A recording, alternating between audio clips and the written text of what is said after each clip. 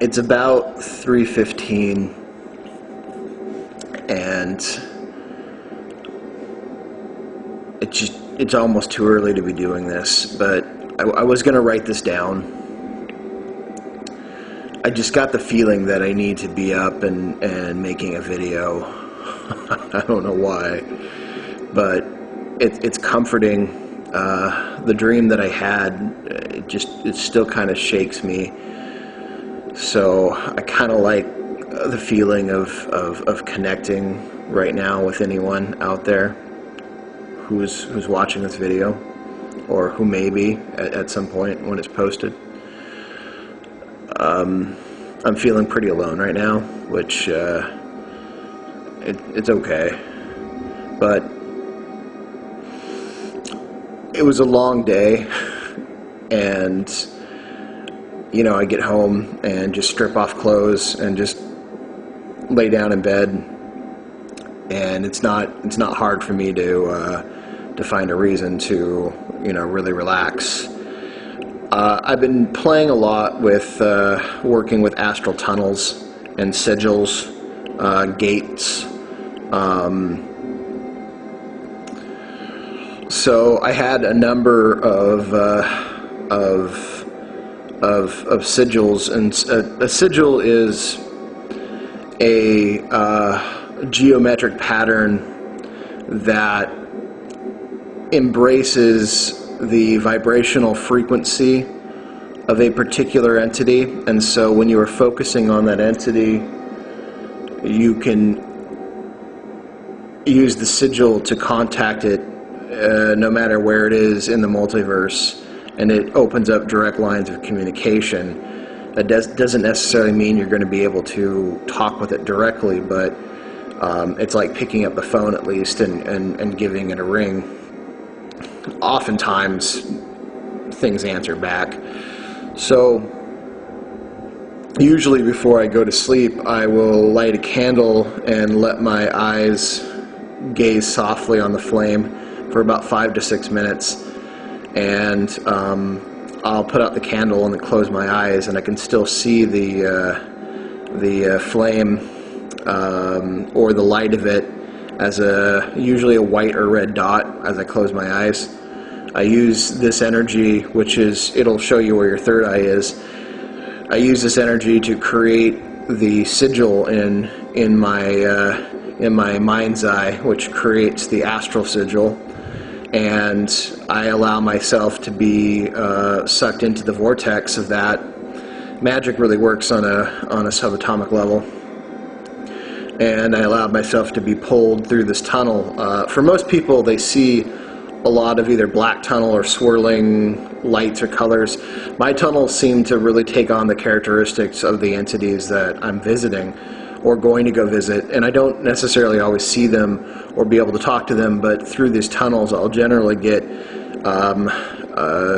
pictures, flashes of words, either things that I can see, or it could be things that I hear, music, conversations, pictures, snippets of things that this entity has been a part of in the past, and I get a really good idea of who they are. Sometimes I end up in places that I don't understand, and other times I end up face to face with the entity.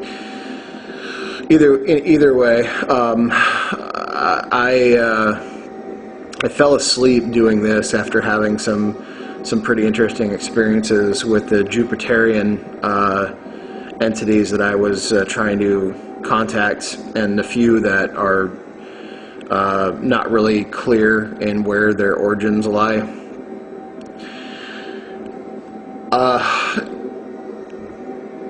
The first part of the dream that I remember is I'm sitting down at a table in a community center that hosts a pretty large pagan community, and I'm using round tarot cards, which I know that there's a round deck somewhere, but these were different than even that.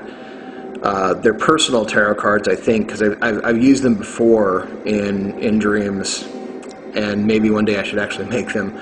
But I'm doing an astrological wheel where I'm putting a card down for the house of Aries and the house of Taurus, and, you know, all the way down through to Pisces. And each card will tell me what's going on in the house of this astrological sign. All of us, even though we're born under a particular sun sign, moon sign, that sort of thing, we all have the 12 astrological influences that make us up on the astral level. And to be honest, there's actually 13, but we can go on into that at another time. So I don't know who I am supposed to be doing this wheel for, and I'm looking around because it feels like someone had been there, and I'm instantly drawn to the house of Scorpio, which is a real powerful and dark and shaky place, but very necessary energy. In fact, my moon sign is Scorpio. So any type of magical work you do, you actually do it through your moon sign, which is very important for people to know. Most of the astrology these days is absolute bullshit, and they only focus on the sun sign, which is actually one of the least important parts of who you are. Your real general makeup. You need to start learning what your moon sign is. So I see my moon sign. The tower card is in my moon sign, which is pretty auspicious for it to be there. The tower card is one of pretty cosmic energy. And as I realize what I'm looking at, and that I am doing the tarot reading, the astrological wheel for myself, there is a gigantic cracking sound outside, and with very intense strobe lights. And so I immediately go to the window, and it looks like something has fallen from the sky, and I can't really quite get a look at it. And so I'm running outside, and as I get outside, I'm suddenly miles and miles away in a field that feels vaguely familiar, but I can't place why. And I have a bike that I had like when I was 12. And I'm looking, and oh wow, 12 seems to be a pretty prominent, see, this is why I do this, because you talk through them and things start to make sense again. 12 is going to be a prevalent number here.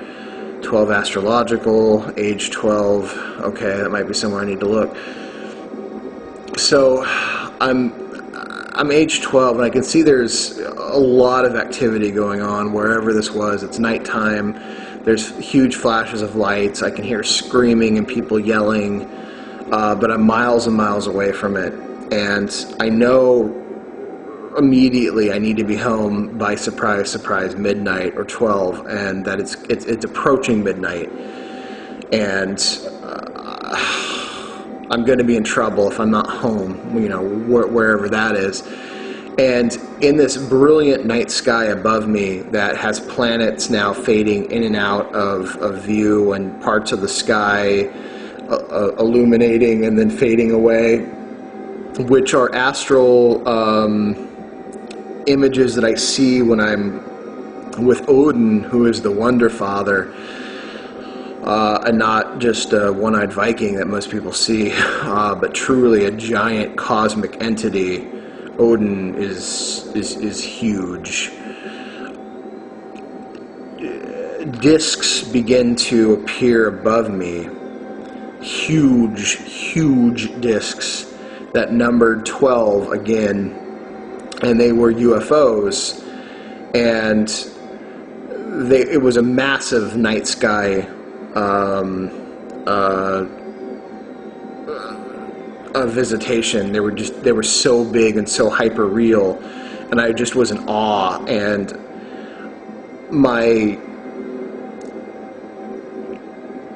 my focus again shifted to where the Scorpio house would be, and this UFO showed me some very personal images that would fit very well in the house of Scorpio. And I screamed out to them as I realized that I was dreaming, you know, what time is it for humanity? Where are we right now? And there was a voice behind me that said, and he used my true magical name and not just Bearheart. So I knew this entity was directing this at me. He said humanity is in the time of its greatest chance or its greatest peril, and the UFOs flashed in a way that let me know that it was 11 o'clock for the hour. The hour was 11 for humanity, and we either now wake up and reclaim who we are and throw off the shackles of slavery, of spiritual slavery, economic slavery, political slavery, physical slavery, and we embrace who we are as a people and who we are as individuals, and we protect our cultural rights, and we celebrate our diversity, and we celebrate what makes us different and celebrate that as what makes us special and what makes everyone special around us, and we forego these false complexes that are illusions, that we need wars, that we need perpetual debt, and all the illusions of the Illuminati, or we're doomed. I got this, and they told me things that I'm not going to repeat probably to anyone ever, but we really need to move into a new space. We really need to reclaim our astral world, because I mean, I really think this is a 2012 message. We're moving into 2011, which is what they were showing me in this giant UFO cosmic clock above me. And so we're counting down. We're very much counting down. There's some other things that happened in there that I don't feel comfortable putting out on a video. There were some entities that came in that just really disturbed me in their discussion about what would happen to humanity and what they're looking forward to being able to do.